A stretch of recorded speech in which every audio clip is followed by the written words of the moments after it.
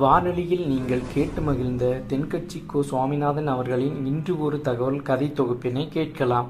ஒரு குரு, இளம் சீடர்கள் எதிரில் உட்காந்துருக்கிறாங்க. குரு பாடம் நடத்திக்கிட்டு இருக்கிறார். சீடர்களுக்கு ஒரு ஆசை, அதாவது ஒரு முக்கியமான மந்திரத்தை நம்ம குருநாதர்கிட்ட இருந்து கற்றுக்கணும் அப்படிங்கிறது அவங்க ஆசை. அது என்ன மந்திரம்னா, இறந்தவரை உயிர்ப்பிக்கக்கூடிய புனித மந்திரம், அதாவது செத்தவங்களுக்கு மீண்டும் உயிர் உண்டாக்குகிற மந்திரம். குருவே, தயவு பண்ணி அந்த மந்திரத்தை எங்களுக்கு உபதேசிக்கணும் அப்படின்னு கேட்டாங்க. அது ரொம்ப ஆபத்தானது, அது என்னத்துக்கு உங்களுக்கு வேண்டாமேன்னாராம் குரு. எங்களுடைய நம்பிக்கை உறுதிப்படுறதுக்காகத்தான் கேட்குறோம், வேற ஒன்றும் இல்லை அப்படின்னாங்களாம் சீடர்கள்.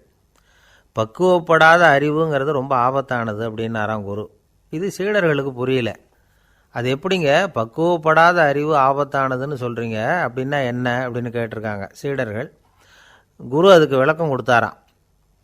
அந்த மந்திரத்தை எப்போ பயன்படுத்தணுங்கிறது முக்கியம். அதை அறியக்கூடிய ஞானம் ஏற்படுகிற வரைக்கும் அதை தெரிஞ்சுக்காமல் இருக்கிறது தான் நல்லது, இல்லைன்னா ஆபத்துன்னாராம். ஆனால் அந்த சீடர்கள் அதை கேட்குற மாதிரி இல்லை, ரொம்ப பிடிவாதம் பண்ண ஆரம்பிச்சிட்டாங்க. சரி வாங்க சொல்கிறேன்னார் குரு. எல்லாரும் வந்தாங்க. அந்த புனித மந்திரத்தை அவங்களுக்கு ரகசியமாக உபதேசம் பண்ணார். உபதேசம் பண்ணிவிட்டு அவங்களுக்கு எச்சரிக்கையும் கொடுத்தார். இந்த மந்திரத்தை நல்லா ஆராய்ச்சி பார்த்ததுக்கு அப்புறம்தான் உச்சரிக்கணும், அவசரப்பட்டு எதுவும் செஞ்சிடக்கூடாது அப்படின்னு ஒரு தடவைக்கு பல தடவை எச்சரிக்கை கொடுத்தார். சரின்னு சொல்லிவிட்டு அவங்கெல்லாம் மந்திரத்தை கற்றுக்கிட்டு எழுந்திரிச்சு போயிட்டாங்க. ஒரு நாள் அந்த சீடர்கள் எல்லாம் மணற்பாங்கான இடத்துல அப்படியே நடந்து போயிட்டுருக்கிறாங்க. ஒரு பாலைவன பகுதி மாதிரி ஒரு இடம். அங்கே ஒரு இடத்துல எலும்புகள் குவியலாக கிடந்தது. உடனே இந்த சீடர்கள் முன்ன பின்ன யோசிக்காமல், தியானமும் பண்ணாமல், அந்த மந்திரத்தோட பயனை சோதித்து பார்க்கணும் அப்படின்னு நினச்சிக்கிட்டு அந்த மந்திரத்தை உச்சரிக்க ஆரம்பிச்சிட்டாங்க. அவ்வளோதான். உடனே என்னாச்சு தெரியுமா, அந்த எலும்புகள் எல்லாம் ஓநாய்களாக மாறி அவங்கள துரத்த ஆரம்பிச்சுட்டுது. சீடர்கள் எல்லாம் தலைதெறிக்க ஓட ஆரம்பிச்சிட்டாங்க. ஓநாய்களும் விடலை, அவங்கள துரத்தி பிடிச்சி கடித்து கொதற ஆரம்பிச்சுட்டுது. அப்போ தான் அந்த சீடர்களுக்கு குரு சொன்ன அறிவுரையோட அர்த்தம் புரிஞ்சுது. பக்குவப்படாத அறிவு ஆபத்தானது அப்படிங்கிறது. அதனால் இதிலேருந்து நாம் தெரிஞ்சுக்க வேண்டியது என்னென்னா, நாம் நம்ம அறிவை வளர்த்துக்கிட்டால் மட்டும் போதாது, அந்த அறிவை எப்போ எப்படி பயன்படுத்தணும் அப்படிங்கிற பக்குவமும் நமக்கு வரணும். அப்போ தான் வாழ்க்கை நல்லபடியாக அமையும், இல்லைன்னா இடைஞ்சல் தான். இந்த காலத்தில் சில சின்ன பிள்ளைங்களுக்கே அறிவு ரொம்ப பக்குவப்பட்டிருக்குங்கிறத உணர முடியுது. ஒரு சின்ன பையன் பள்ளிக்கூடத்தில் மார்க் லிஸ்ட் கொடுத்தாங்க, வாங்கிக்கிட்டு அவசரமாக வீட்டுக்கு ஓடினான். எதிரில் வந்த ஒருத்தர் கேட்டார், என்ன அவசரம், ஏன் இப்படி வேகமாக ஓடுறேன்னார். எங்கள் அம்மா கிட்ட அடி வாங்கணும், அதுக்காக தான் ஓடுறேன்னா. அடி வாங்கிறதுக்காக இவ்வளவு அவசரம்னார் அவர். அப்படி இல்லைங்க, நான் போகிறதுக்குள்ளே எங்கள் அப்பா வீட்டுக்கு வந்துட்டாருன்னா அவர்கிட்ட அடி வாங்க வேண்டியிருக்கும், அதை அவாய்ட் பண்ணுறதுக்காக இப்படி ஓடுறேன் அப்படின்னு நானும் அந்த பையன். ரொம்ப நாளைக்கு முன்னாடி ஒரு நாள் கோவலன் நாடகம் நடந்தது. எங்கள் மதுரையில் நடந்தது. அதில் ஒரு முக்கியமான கட்டம், கண்ணகி கிட்ட சிலம்பை வாங்கிக்கிட்டு அதை விற்கிறதுக்காக மதுரை நகருக்கு புறப்படுறான் கோவலன். அந்த சமயத்தில் கண்ணகி பாடுற மாதிரி ஒரு நாடக பாடல், நாடக ஆசிரியர் எழுதினது. அது என்ன பாட்டுன்னா, மா பாவியோர் கூடி வாழும் மதுரைக்கு மன்னா போகாதீர் என்று அப்படின்னு ஆரம்பிக்கும் அந்த பாட்டு. இதுதான் அந்த பாட்டு. இதை கண்ணகி மேடையில் பாடின உடனே கூட்டத்தில் சலசலப்பு. நம்ம ஊர்லேயே நமக்கு முன்னாடியே நின்றுக்கிட்டு மா பாவியோர் கூடி வாழும் மதுரை அப்படின்னு சொல்கிறாங்களே, என்ன தைரியம் அப்படின்னு எல்லாம் குழப்பம் பண்ண ஆரம்பிச்சிட்டாங்க. மக்கள் சத்தம் போட ஆரம்பிச்சிட்டாங்க. எதிர்ப்பு குரல் அது பாட்டுக்கு வர வர அதிகமாக போட்டுது. கொண்டுக்கிட்டு வா அந்த நாடக ஆசிரியரை, எழுதுனது யார் அப்படின்னு ஒரே சத்தம், கூச்சல். வேறு வழி இல்லை. மெதுவாக மேடைக்கு வந்தார் அந்த நாடக ஆசிரியர். 4 பக்கத்திலிருந்தும் கேள்வி கணைகள். மக்களை பார்த்து கொஞ்சம் அமைதியாக இருங்கோ அப்படின்னு சொல்லிவிட்டு தன்னுடைய விளக்கத்தை சொல்ல ஆரம்பித்தார் அந்த நாடக ஆசிரியர். மா அப்படின்னு சொன்னால் திருமகளாகிய லட்சுமி அப்படின்னு அர்த்தம். பா அப்படின்னா கலைமகளாகிய சரஸ்வதி. வி அப்படின்னா மலைமகளாகிய பார்வதி. மா பாவியோர் அப்படின்னா திருமகளும் கலைமகளும் மலைமகளும், இவங்க மூவரும் அப்படின்னு அர்த்தம். இந்த 3 பேரும் வாழ்கின்ற மதுரை புனிதம் நிறைந்தது, சகல செல்வங்களும் நிறைஞ்சது. அப்படிப்பட்ட ஊரில் நான் அணிந்து கொள்ளும் இந்த சாதாரண சிலம்பை யார் வாங்கிக்குவாங்க அப்படிங்கிற எண்ணத்தோடு தான் கண்ணகி அப்படி சொல்கிறா. அதை நினச்சி தான் நான் எழுதினேன். ஆகவே மதுரையை ரொம்ப சிரமப்படுத்தணும், ரொம்ப மோசமாக எழுதணும் அப்படிங்கிற எண்ணம்லாம் எனக்கு கிடையாது, பெருமைப்படுத்தணும்னு நினச்சி தான் அப்படி எழுதினேன் அப்படின்னு விளக்கம் கொடுத்தாராம். இந்த விளக்கத்தை கேட்டதும் எல்லாரும் ரொம்ப சமாதானம் ஆயிட்டாங்களாம். இப்படி விளக்கம் கொடுத்த அந்த நாடக ஆசிரியர் யார் தெரியுமா? அவர் தான் தமிழ் நாடக உலகின் முதல் ஆசான் சங்கரதாஸ் சுவாமிகள். அவருக்கு நகைச்சுவை உணர்வும் அதிகம். 1920ஆம் ஆண்டு திருநெல்வேலியில் அவர் தங்கியிருக்கிறார் நாடகம் நடத்துறதுக்காக. அவர் தங்கியிருந்த வீட்டில் கொசு மூட்டைப்பூச்சி அதிகமாக இருந்திருக்கு. அவரால் தூங்கவே முடியல. அவர் அனுபவித்த தொல்லைகள் ஒரு பாட்டாக உருவாச்சு. வேடிக்கையாக ஒரு பாட்டு எழுதினாராம். மூட்டையும் கொசுவும் ஒரு வீட்டிலே மீட்டிங் போட்டால் முன்னே நிற்க யாரால் முடியும்? கொசு மோகன ராகம் போல சத்தம் போட்டு முன்னே நின்று செய்திடும் யுத்தம். இதை மறுநாள் நாடகத்தில் கோமாளி வேஷம் போட்ட ஒரு சிறுவனை விட்டு பாட வச்சுருக்கார். எல்லாரும் சிரித்து ரசித்தாங்களாம். சங்கரதாஸ் சுவாமிகள் கல்யாணமே பண்ணிக்கல, துறவி மாதிரியே வாழ்ந்திருக்கார். தமிழ் நாடக கலைக்கு தன்னையே அர்ப்பணம் பண்ணிட்டவர் அவர். 1922 நவம்பர் மாதத்தில் ஒரு நாள் புதுச்சேரியில் அவர் வாழ்க்கை முடிஞ்சுது. அப்போ அவருக்கு வயசு 55. சங்கரதாஸ் சுவாமிகள் நாடக ஆசிரியர் மட்டும் இல்லை, மேடை நாடக இயக்குனர், தயாரிப்பாளர், அவரே ஒரு சிறந்த நடிகர். ஒரு தடவை சாவித்திரி நாடகத்தில் இவர் யமதர்மனாக வேஷம் போட்டு நடிச்சிருக்கிறார். நாடகம் பார்த்துக்கிட்டு இருந்த கருவுற்ற ஒரு பெண்மணிக்கு பயத்தினால அங்கேயே குழந்தை பிறந்துட்டு தான். அந்த நிகழ்ச்சிக்கு அப்புறம் இவர் இந்த வேஷம் போடுறப்போலாம் ஜனங்களுக்கு முன்கூட்டியே எச்சரிக்கை கொடுக்க ஆரம்பிச்சிருவாராம். அதாவது அப்படி யாராவது பயப்படுறவங்க இருந்தால் கொஞ்சம் கண்ணை மூடிங்க அல்லது எழுந்திரிச்சு போடுங்கன்னு. நடிப்புன்னா அப்படிலாம் இருக்கணும். இந்த காலத்தில் நடிகர் ஒருத்தர் சொன்னார், சார் நான் இந்த நாடகத்தில் நடிக்கிறப்போ முகத்தில் நவரசங்களையும் காட்டி நடித்தேன், உணர்ச்சிகளையெல்லாம் நல்லா காட்டி நடித்தேன். அப்படி இருந்தும் ஜனங்கள் கல்லை எடுத்து மேடையில் வீசிவிட்டாங்க சார் அப்படின்னார். நாடகத்தில் உங்களுக்கு என்ன வேஷம் அப்படின்னு கேட்டாங்க. அது செத்து கிடக்கிற பணமாக நடித்தேன் சார் அப்படின்னார். ஒரு தீக்குச்சி தீப்பெட்டியை பார்த்து கேட்டுதான், நாம் 2 பேரும் தானே உரசிக்கிறோம், ஆனால் நான் மட்டும் தீப்பிடிச்சி எரிஞ்சு போகிறேன், நீ அப்படியே இருக்கிறியே அப்படின்னு தான். அதுக்கு தீப்பெட்டி சொல்லியிருக்குது, உனக்கு தலையில் கணம் இருக்குது அதனால் அழிஞ்சு போகிற அப்படின்னு தான். எப்படி இருக்குது பாருங்கள் இந்த பதில். தலையில் கணம் உள்ளவங்க யாருமே சரியாக இருக்க முடியாது. எவ்வளவு பெரியவங்களாக இருந்தாலும் சரி, ரொம்ப கஷ்டம்தான் அது. கர்வம்ங்கிறது கூடவே கூடாது. இதை விளக்கிறதுக்கு மகான் ஒருத்தர் ஒரு சம்பவத்தை சொல்கிறார். அர்ஜுனன் தீர்த்த யாத்திரை பண்ணானா. அப்போது தென்னிந்தியாவுக்கு வந்திருக்கிறான். ராமேஸ்வரத்துக்கு போனப்போ அங்கே இலங்கைக்கு கல்லுலாம் அடுக்கி போடப்பட்டிருந்த பாலத்தை பார்த்தானா. ஒரு சின்ன குரங்கு அதுக்கு பக்கத்தில் விளையாடிக்கிட்டு இருந்திருக்கு. அதை பார்த்துட்டு அர்ஜுனன் சிரிச்சிருக்கான். ஏன் சிரிக்கிறேன்னு கேட்டிருக்கு அந்த குரங்கு. ராமன் மிகச்சிறந்த வில் வீரன். அப்படி இருக்கிறப்போ அவன் இலங்கைக்கு அம்புகளாலேயே ஒரு பாலம் கட்டியிருக்கலாம். அதை விட்டுட்டு போயும் உன்ன மாதிரி குரங்குகளை துணையாக வச்சுக்கிட்டு இப்படி ஒரு கருங்கல் பாலத்தை கட்டியிருக்கிறானே அப்படின்னு நானா. அம்புகளால் பாலம் கட்ட முடியுமா அப்படின்னு கேட்டுதான் குரங்கு. ஏன் முடியாது, என்னால் முடியுமேன்னு இருக்கான் அர்ஜுனன். அம்பால் பாலம் கட்டலாம், இருந்தாலும் என்ன மாதிரி குரங்குகள் ஏறி நடந்தால் அது தாங்குமா? அதனால தான் ராமர் கருங்கல் பாலமே கட்டினார் அப்படின்றது குரங்கு சொல்லிச்சான். அப்படியே சொல்கிற, நான் வேணும்னா இப்போ அம்புகளாலேயே ஒரு பாலத்தை கட்டுறேன், நீ அது மேலே ஏறி நடந்து பார். பாலம் விழுந்துட்டுதுன்னா நான் தீ மூட்டி அதில் குதித்து உயிர் தியாகம் பண்ணி விட்றேன் அப்படின்னு நான் ரொம்ப கோபமாக. உடனே அந்த சின்ன குரங்கு பெரிய உருவம் எடுத்துட்டு தான் கையில் கதையோடு அர்ஜுனன் முன்னாடி நிற்கிறான் அனுமன். பார்த்தா, என்னுடைய தலைவர் ராமரையா இழிவாக பேசுகிற, நீ இப்போ பாலம் கட்டு, நான் என்னுடைய பலத்தை காட்டுறேன் அப்படின்னு அனுமன். அர்ஜுனன் தன்னுடைய காண்டிபத்தை எடுக்கிறான், சரமாரியாக அம்புகளை விடுறான். அதெல்லாம் ஒன்றோட ஒன்று கோத்துக்கிட்டு அப்படியே பாலம் மாதிரி நிற்கிது. அர்ஜுனன் தலை நிமிர்ந்து நின்னான். அனுமன் உயர கிளம்பி அங்கேருந்து பாலத்தில் பொத்துன்னு இறங்கினான். பாலம் அப்படியே நொறுங்கி போச்சு தூள் தூளாக. என்ன அர்ஜுனா, இப்போ என்ன செய்ய போகிற அப்படின்னு ஏளனமா. அர்ஜுனன் தலையை தொங்க போட்டுக்கிட்டான். சொன்னபடி தீ மூட்டி அதில் குதிக்கிறதுக்காக 3 தடவை சுற்றி வந்தான். அப்போது கிருஷ்ணர் அங்கே வந்தார். என்ன அர்ஜுனா, என்ன நடக்குது, என்ன இது அப்படின்னு ஒன்றும் தெரியாத மாதிரி கேட்டார். அர்ஜுனன் வாயை திறக்கிறதுக்கு முன்னாடி அனுமன் வாயை திறந்தான், நடந்ததை சொன்னான். அர்ஜுனன் சவால் விட்டபடி உயிர் திறந்தே ஆகணும்னு அனுமன். கிருஷ்ணர் யோசனை பண்ணார். நல்லது, இந்த சவால் விட்டதுக்கும் நடந்ததுக்கும் யார் சாட்சி? பெரியவர் ஒருத்தரை சாட்சியாக வச்சுக்கிட்டல்லவா நீங்கள் இந்த போட்டியை நடத்தியிருக்கணும் அப்படின்னார்.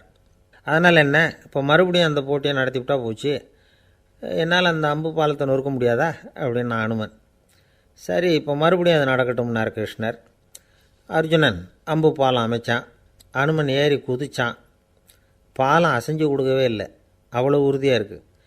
இப்போ அனுமன் தலையை குனிஞ்சிக்கிட்டான். அர்ஜுனன் நன்றியோடு நிமிர்ந்து பார்த்தான். கிருஷ்ணருடைய தோள்கள்லேயும் முதுகள்லேயும் ரத்தம். என்ன சுவாமி, என்ன நடந்ததுன்னு நான் பதறி போய் உன் அம்பு பாலத்தை நான் தான் முட்டு கொடுத்து தாங்கிக்கிட்டு இருந்தேன். அனுமன் குதிச்சப்போ என் மேலே ஏற்பட்ட காயங்கள் இவை. பின்ன உன்னுடைய அம்பு பலத்தினாலேயா பாலம் நின்றுதுன்னு நினைக்கிற அப்படின்னாராம். முதல்ல அர்ஜுனன் அப்புறம் அனுமன் 2 பேருக்குமே கர்வ பங்கம் ஆயிட்டு தான். அதாவது அவங்கக்கிட்ட இருந்த கர்வம் போயிட்டுது.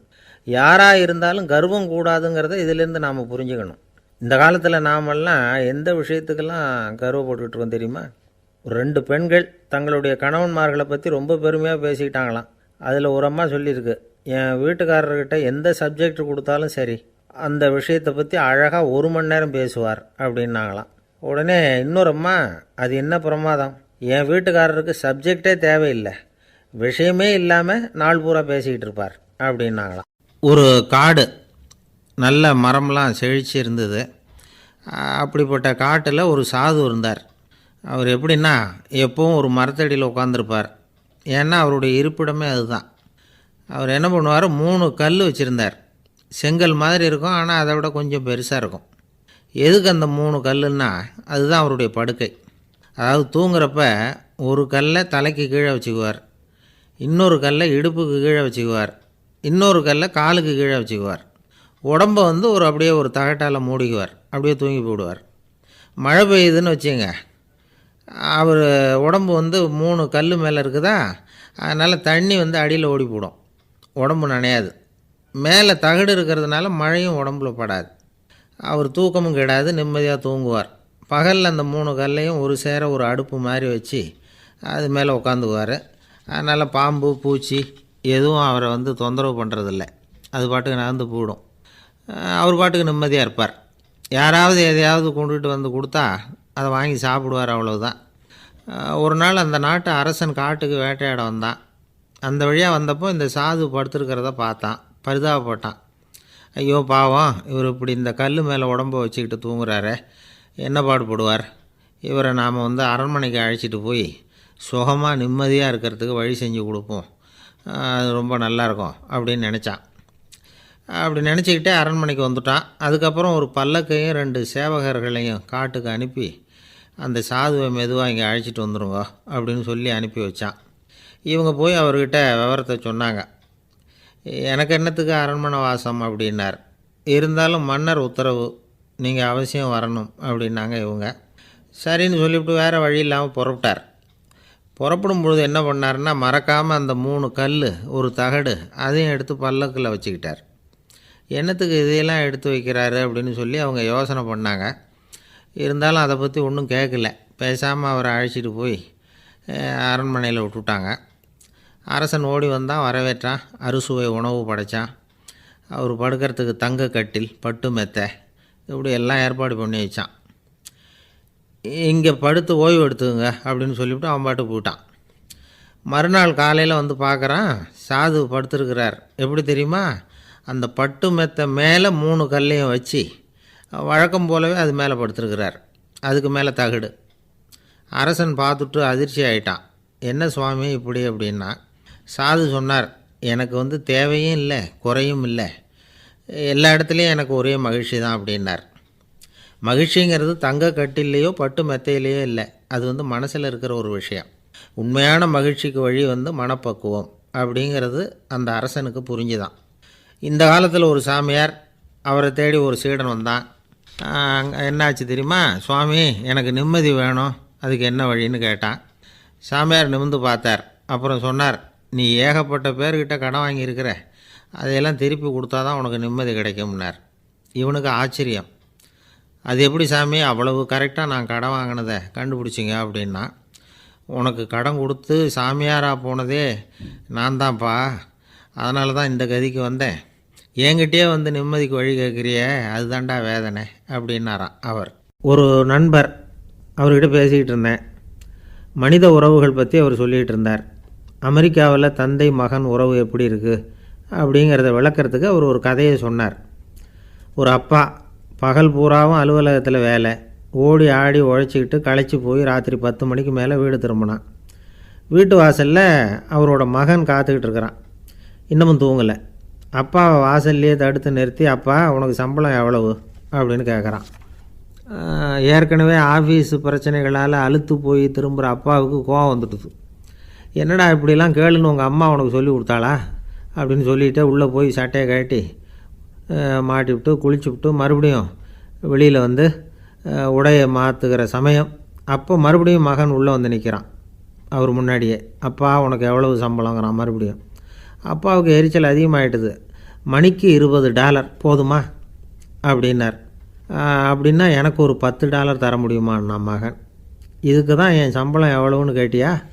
2ஆம் வகுப்பு படிக்கிற உனக்கு எதுக்குடா $10 அப்படின்னு கத்திவிட்டு தொலைக்காட்சி பெட்டியின் முன்னாடி போய் உட்காந்துக்கிட்டு ஏதோ நிகழ்ச்சியை பார்க்க ஆரம்பிச்சிட்டார். கொஞ்ச நேரம் கழித்து மறுபடியும் மகன் வந்து நிற்கிறான். அப்பா ப்ளீஸ் எனக்கு ஒரு $10 கொடுக்க முடியுமா?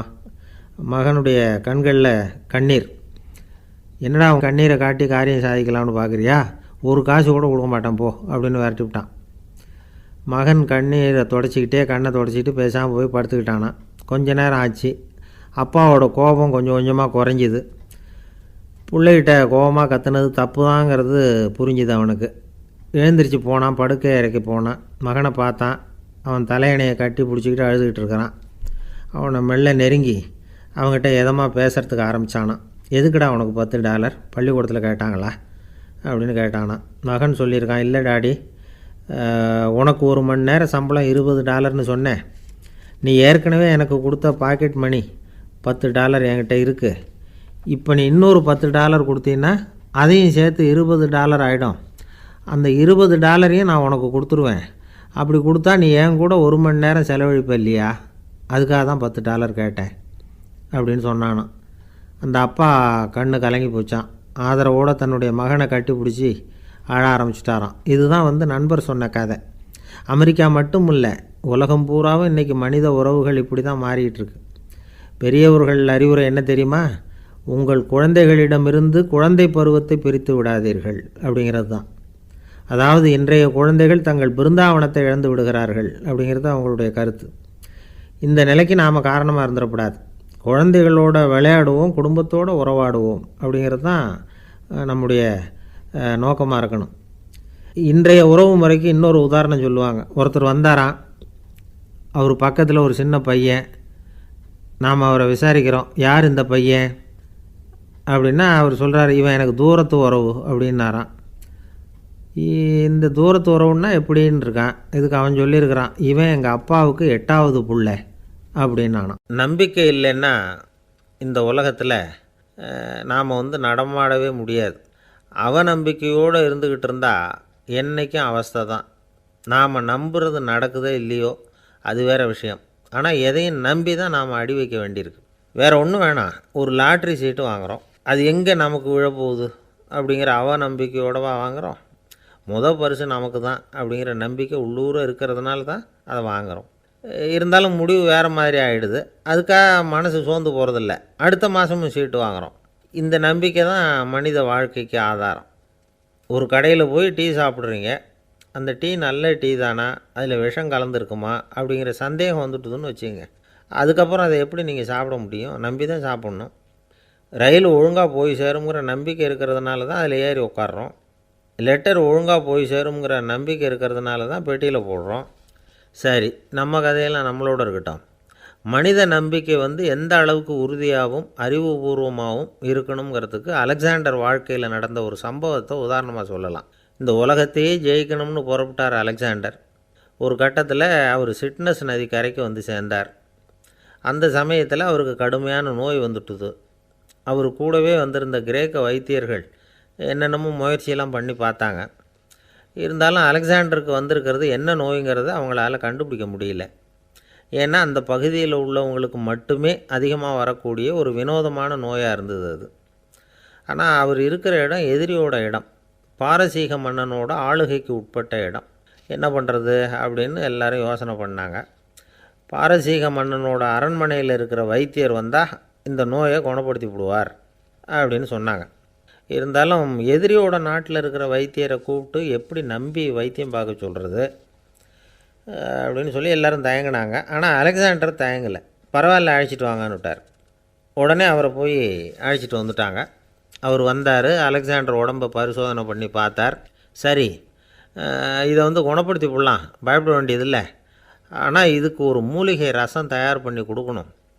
நான் போய் அதை தயார் பண்ணிவிட்டு 2 நாளில் திரும்பி வந்துடுறேன் அப்படின்னு சொல்லிவிட்டு போனார் அந்த வைத்தியர். அதே மாதிரி 2 நாளில் திரும்பி வந்தார் மூலிகை ரசத்தோட. இதுக்கு இடையில் அலெக்சாண்டரோட தளபதிகளில் ஒருத்தர் ரகசியமாக ஒரு எச்சரிக்கை கடிதம் கொடுத்து அனுப்பியிருக்கிறான். அதை வாங்கி என்ன விஷயம்னு பார்த்தார். இப்போ உங்ககிட்ட வந்திருக்கிற எதிரி நாட்டு வைத்தியரை நம்பாதீங்கோ, அவன் கொண்டுகிட்டு வந்திருக்கிற மூலிகை ரசத்தில் விஷம் கலந்துருக்குது அப்படின்னு அதில் எழுதியிருக்கு. அதை பார்த்தார் அலெக்சாண்டர். இருந்தாலும் கொஞ்சம் கூட அலட்டிக்கலை. வைத்தியர் கொடுத்த மருந்தை வாங்கி கடகடன்னு குடிச்சுட்டு அதுக்கப்புறம் அந்த கடிதத்தில் இருந்த விஷயத்தை அந்த வைத்தியர்கிட்ட சொன்னார். வைத்தியர் திகைச்சு போயிட்டார். தன் மேலே அலெக்சாண்டர் வச்சுருக்கிற நம்பிக்கையை பார்த்து அவருக்கு ரொம்ப வியப்பு. வைத்தியர் உண்மையிலேயே நல்ல மருந்து தான் கொண்டுகிட்டு வந்து கொடுத்துருக்கிறார், அதில் விஷம்லாம் எதுவும் கலக்கலை. அதுக்கப்புறம் அலெக்சாண்டர் அந்த வைத்தியரை பார்த்து சொன்னாராம், நம்பிக்கைங்கிற அச்சாணியை ஆதாரமாக வச்சுக்கிட்டு தான் இந்த உலகம் சுற்றிக்கிட்டு இருக்குது. எனக்கு எதிரியாக இருந்தாலும் பாரசீக மன்னர் ரொம்ப பெரியவர். அப்பேற்பட்ட மன்னருடைய அரண்மனை வைத்தியர் தொழில் நேர்மை இல்லாதவராக இருக்க மாட்டார். அப்படி இருந்தால் அவரை அரண்மனை வைத்தியராக வச்சிருக்கவே மாட்டாங்க அப்படின்னு நம்பினேன். என்னுடைய நம்பிக்கை வீண் போகலை அப்படின்னாராம். இதுதான் மானுட நம்பிக்கைங்கிறது. இந்த காலத்துலேயும் இது மாதிரி இந்த மானுட நம்பிக்கையை ரொம்பவும் சாமர்த்தியமாக கையாளுகிற கெட்டிக்காரங்க சில பேர் இருக்கிறாங்க. இந்த காலத்து குரு, அவருக்கு ஒரு சிஷ்யன். குரு முன்னாடி அந்த சிஷ்யன் ரொம்ப பணிவாக நின்று, குருவே உங்கள் கையால் விஷத்தை கொடுத்தாலும் அதை வாங்கி மடமடன்னு குடிச்சிருவேன் அப்படின்னா. உன்னுடைய குரு பக்தியை மெச்சினேன் அப்படின்னார் குரு. அதுக்கு அந்த சிஷ்யன், அப்படி இல்லை குருவே, உங்ககிட்ட சிஷ்யனாக இருக்கிறத விட உங்கள் கையால் விஷத்தை வாங்கி குடிச்சு விடுறது ரொம்ப நல்லது, அதனால தான் அப்படி சொன்னேன் அப்படின்னா. ஒரு ஊரில் ஒரு பெரிய ஞானி இருந்தார். அவர் படுக்கையில் இருந்தார். இன்னும் கொஞ்சம் நேரம்தான் அவர் இந்த உலகத்தில் இருக்க போகிறார். அவரை சுற்றி ஏகப்பட்ட கூட்டம். ஏற்கனவே அவருடைய உபதேசங்களை கேட்டவங்க பல பேர் அவரை சுற்றி நிற்கிறாங்க. அந்த ஞானி மெதுவாக கண்ணை திறந்து பார்க்குறார். எல்லாரும் அவருடைய கடைசி வார்த்தையை கேட்கறதுக்காக அவளோட காத்துக்கிட்டு இருக்கிறாங்க. அந்த ஞானி மெதுவாக பேச ஆரம்பித்தார். நான் என்னுடைய வாழ்நாள் பூராவும் உங்களுக்கு நிறைய போதனைகள் சொல்லிக்கிட்டு இருக்கிறேன். பேரானந்தம், மகிழ்ச்சி, தியானத்தன்மை, இதை பற்றியெல்லாம் சொல்லியிருக்கிறேன். இப்போ நான் வேறு ஒரு கரைக்கு போய்கிட்டுருக்கிறேன். நான் இனிமேல் இந்த கரையில் இருக்க மாட்டேன். நீங்கள் நான் சொன்னதையெல்லாம் கேட்டீங்க, ஆனால் எதையும் நீங்கள் நடைமுறைப்படுத்தி பார்க்கல. எல்லாம் கேட்டதோடு சரி, அதோடு விட்டுவிட்டீங்க. அப்புறம் அதை தள்ளி போட்டுக்கிட்டே வந்துட்டீங்க. மேலும் அதை தள்ளி போடுறதுல எந்த பிரயோஜனமும் கிடையாது. இப்போ நான் போய்கிட்டு இருக்கிறேன், உங்களில் யாராவது என்னோட வர்றதுக்கு தயாரா அப்படின்னு கேட்டார். அவ்வளவுதான், யாரும் வாயை திறக்கலை. ஒரே மௌனம், சத்தமே இல்லை. ஒருத்தர் பார்த்துக்கிட்டே நிற்கிறாங்க. அந்த கூட்டத்தில் ஒரு ஆள் அந்த ஞானி கூடவே 40 வருஷத்துக்கு மேலே இருந்திருக்கிறான். அவனும் வாயை திறக்காமல் இன்னொருத்தன் முகத்தை பார்த்துக்கிட்டே நிற்கிறான். இந்த சமயத்தில் பின்னாடி நின்றுக்கிட்டு இருந்த ஒருத்தன் கையை தூக்கினான். ஞானி அவனை பார்த்தார். சரி, ஒருத்தனுக்காவது நம்மோட வர்றதுக்கு தைரியம் இருக்குது அப்படின்னு நினச்சார். ஆனால் அந்த ஆள் என்ன சொன்னான் தெரியுமா? ஐயா, நீங்கள் கேட்குறப்போ நான் உடனே எழுந்திருக்கல, கையை மட்டும்தான் தூக்கினேன். என்ன காரணம்னா, நான் எப்படி அடுத்த கரைக்கு சேர்றதுங்கிறது தெரிஞ்சுக்கிறதுக்காகத்தான். அந்த விவரத்தை மட்டும் இப்போ உங்ககிட்ட இருந்து நான் தெரிஞ்சுக்க ஆசைப்பட்றேன். ஏன்னா இப்போ நான் உங்கள் கூட வர்றதுக்கு தயாராக இல்லை. எவ்வளவோ காரியங்களை நான் இன்னும் இங்கே முடிக்க வேண்டி இருக்குது. வீட்டுக்கு ஒரு விருந்தினர் வந்திருக்கிறார். என்னுடைய இளைய மகனுக்கு கல்யாணம் பண்ணி வைக்கணும். அதனால் இன்றைக்கி உங்கள் கூட வர முடியாது. அது மட்டும் இல்லை, இப்போ உங்கள் கூட அடுத்த கரைக்கு வந்தால் திரும்பி வர முடியாதுன்னு வேறு சொல்கிறீங்க. அதனால் இப்போ நான் வரல. இன்னொரு நாள் நிச்சயமாக நான் வர்றேங்க, உங்களை சந்திக்கிறேன். அதனால் இப்போ நீங்கள் இன்னொரு தடவை எங்களுக்கு விளக்கமாக சொல்லணும். ஏற்கனவே பல தடவை சொல்லியிருக்கிறீங்க. தயவு பண்ணி இப்போ ஒரு தடவை சொன்னீங்கன்னா சௌகரியமாக இருக்கும். அந்த அடுத்த கரையை அடையிறது எப்படி? இப்போ ஒரு தடவை அதை விளக்கமாக சொல்லிட்டிங்கன்னா நல்லா ஞாபகப்படுத்திக்குவேன். அது சரியான சமயம் வர்றப்போ இது எனக்கு உதவியாக இருக்கும் அப்படின்னு நானா. ஆனால் உண்மை என்ன தெரியுமா? அந்த சரியான சமயம் வரவே இல்லை அப்படிங்கிறது தான் உண்மை. இப்படி அந்த கதை முடியும். இந்த கதை அந்த ஒரு ஆளுக்கு மட்டும் இல்லை, கிட்டத்தட்ட எல்லாருக்குமே அது பொருந்தும் அப்படிங்கிறாங்க விவரம் தெரிஞ்சவங்க. எல்லாருமே அந்த சரியான தருணத்துக்காகத்தான் காத்துக்கிட்டு இருக்கிறாங்களாம். அதுக்காக ஜோசியம் பார்க்குறாங்க, கைரேகை பார்க்குறாங்க, நாளைக்கு என்ன நடக்குங்கிற ஆவலில் எல்லாரும் காத்துக்கிட்டு இருக்கிறாங்க. ஆனால் அந்த ஒரு நாள் ஒருபோதும் வரப்போகிறதில்ல. நீங்கள் தள்ளி போடுறதுக்காக பல அர்த்தமில்லாத காரணங்களை தேடுறீங்க அப்படிங்கிறார் ஒரு ஞானி. காத்திருக்கிறதுலேயே நம்ம காலம் ஓடி போயிடுது. ஏன்னா இன்றைக்கி நாம் சிந்திக்கிறது நாளைக்கு நாம் சிந்திக்கிறது இல்லை. ஒவ்வொரு நாளும் ஒவ்வொரு மாதிரி போயிடுது. நாளைக்கு மறுநாளை பற்றியே சிந்திக்கிறோம். இப்படியே அது பாட்டுக்கு போயிடும். கரையை தொட்டு பார்க்குறது எப்போ? இதுதான் கேள்வி. நமக்கு வேண்டியப்பட்ட ஒருத்தர் ஒரு ரயில்வே பிளாட்ஃபாரத்தில் நின்றுட்டு இருக்கிறார்.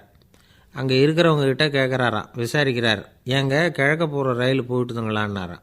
போயிட்டுதுன்னு இருக்கிறாங்க. கொஞ்ச நேரம் கழித்து ஏங்க மேற்க போகிற ரயில் போயிட்டுதுங்களான்னு கேட்டிருக்காரு. போயிட்டுதுங்களான்ருக்காங்க. அப்புறம் கொஞ்ச நேரம் கழித்து மறுபடியும் ஏங்க 10:30 மணி வண்டி போயிட்டுதான்னு கேட்டிருக்காரு. தொடர்ந்து காலையிலேருந்து சாயந்தரம் வரைக்கும் இப்படி ஒரே இடத்துல நின்றுட்டு கேட்டுக்கிட்டே இருக்கிறார். இதை பார்த்துக்கிட்டு இருந்த ஒருத்தர் அவர்கிட்ட வந்து, ஏங்க நீங்கள் எங்கே போகணும் அப்படின்னு கேட்டாராம். இவர் மெதுவாக சொன்னாராம், இந்த ரயில்வே லைனை தாண்டி அந்த பக்கம் போகணும் அப்படின்னாராம். ஒரு ஆசாமி வேகமாக ஓடிக்கிட்டு இருந்தான். ஏன் இப்படி ஓடுறேன்னு கேட்டார் இன்னொருத்தர். அங்கே ஒரு ஆள் அடிபட்டு கிடக்கிறான், அதை பார்த்தேன், உடனே ஓடுறேன்னா. எங்கேன்னு கேட்டார். ஆஸ்பத்திரிக்குன்னா. ஒரு ஆள் அடிபட்டு கிடக்கிறத பார்த்தா உடனடியாக நாம் செய்ய வேண்டியது முதல் உதவி, அதுக்கப்புறம் தான் ஆஸ்பத்திரி. இன்றைக்கி விபத்துங்கிறது சர்வசாதாரணமாக நடந்துக்கிட்டு இருக்குது. வாகன விபத்து, வெடிகுண்டு விபத்து, தீ விபத்து, கட்டடம் சரியறது, பூகம்பம், இப்படி நிறைய நடக்குது. ஒரு விபத்தை பார்த்துட்டா நம்மளில் பல பேர் நமக்கு என்னத்துக்கு வம்புன்னு ஒதுங்கி போயிடுறதும் உண்டு. சில பேர் துணிஞ்சு கிட்ட போய் உதவி செய்கிறதும் உண்டு. அப்படி உதவி செய்ய நினைக்கிறவங்களுக்கு உபயோகப்படுற தகவல் இது. விபத்தில் காயமடைஞ்சவங்களை 3 பிரிவாக பிரிக்கலாமா. முதல் வகை கொஞ்சம் சீரியஸானது, உயிருக்கு உடனே ஆபத்து தரக்கூடியது. மூளை காயம், முகம், கழுத்து காயங்கள், இருதயம், நுரையீரல் காயங்கள், வயத்தில் உள்ளுறுப்பு காயங்கள், அதிகப்படியான இரத்தப்போக்கு, இதனால எல்லாம் பாதிக்கப்பட்டிருந்தால் அது முதல் வகை அப்படின்னு நாமளே மனசுக்குள்ளே முடிவு பண்ணிக்கணும். இவங்களுக்கெல்லாம் உடனடியாக முதல் உதவி கொடுக்கணும். தாமதப்படுத்தாமல் ஆஸ்பத்திரிக்கு கொண்டுகிட்டு போயிடணும். இப்படி கொஞ்சம் எச்சரிக்கையாக நடந்துக்கிட்டால் அவங்களில் பல பேரை காப்பாற்றி போடலாம். ரெண்டாவது வகை எப்படின்னா, முதல் உதவி விரைவாக கிடைச்சா உயிர் பிழைக்கக்கூடிய மார்பு காயங்கள், கைகால் எலும்பு முறிவு, இடுப்பு முதுகெலும்பு காயம், சீரான இரத்த சேதம், இப்படிப்பட்டவங்களை ரெண்டாவது வகையாக பிரிக்கணும். ஆபத்து இல்லாத சிராய்ப்புகள், சிறு காயங்கள், இரத்த உறைவுகள், இதனால் பாதிக்கப்படுறவங்க மூணாவது வகை. ஒருத்தர் தலையில் அடிபட்டு நினைவு விழுந்துட்டார்னு வச்சுங்க, அவருக்கு வாந்தி வர்றதுனால புறையேறி மூச்சு அடைப்பு உண்டாகும். இப்படி ஆகாமல் இருக்கிறதுக்காக தலையை ஒரு பக்கமாக சாய்ச்சி வைக்கலாம். நாடி துடிப்பையும் இதய துடிப்பையும் தொட்டு பார்க்கணும்.